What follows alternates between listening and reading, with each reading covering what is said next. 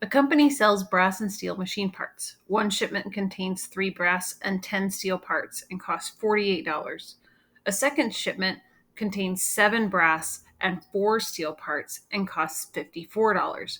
Find the cost of each type of machine part. Okay, so we need to take the information that we're given in our problem and make it into an equation. Company sells, let's see. So it contains 3 brass and 10 steel parts. It costs $48. So we have 3 times the cost of brass parts plus 10 times the cost of the steel parts. And the total of that is equal to $48. Then the second equation says it has 7 brass and 4 steel parts and costs $54. So we have 7 times the cost of the brass parts plus 4 times the cost of the Y parts, and the total was equal to $54. Okay, so like we had with the problem before, this problem is they're both in standard form, which makes elimination the easiest way to solve this. If you were to try to do substitution and isolate a variable here, you'd end up with some pretty nasty fractions, which kind of make things a little bit more difficult. So we're going to work with what we got.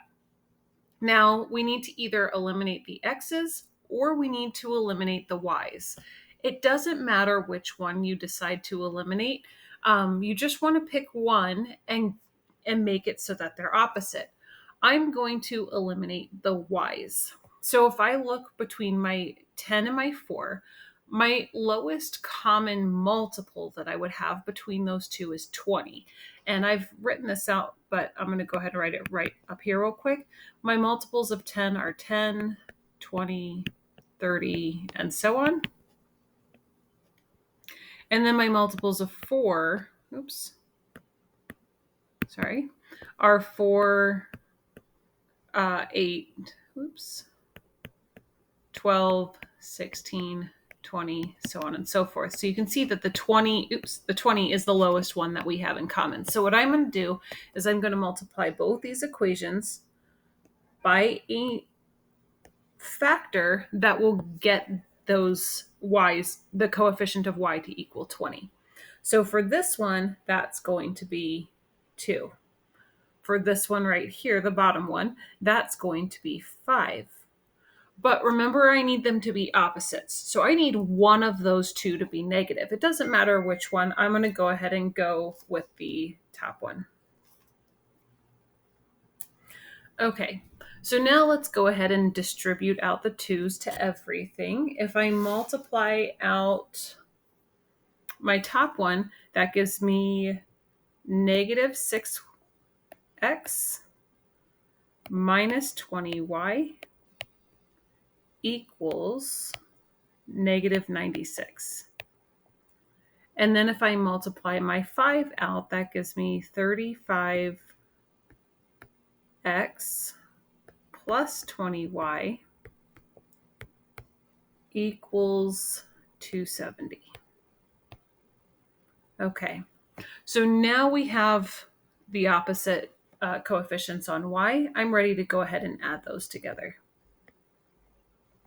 Once I add those together, if I add 6 and negative 30, a negative 6 and positive 35, that gives me a 29x.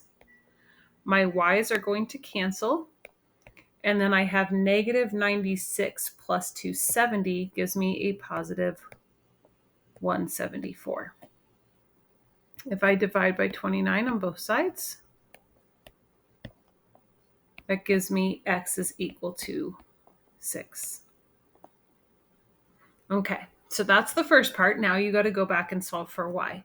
And any one of these equations, this one, this one, this one, or this one will work. You can pick whichever one's best for you. I'm going to go ahead and pick this green one right here. So I have 3 times 6. I'm going to plug that x right in there for that, plus 10y equals 48. And then 3 times 6 gives me 18 plus 10y equals 48. Okay. And this is just solving for y. I have to get rid of 18. I have to get rid of 10. I'm going to go ahead and undo my addition and subtraction first.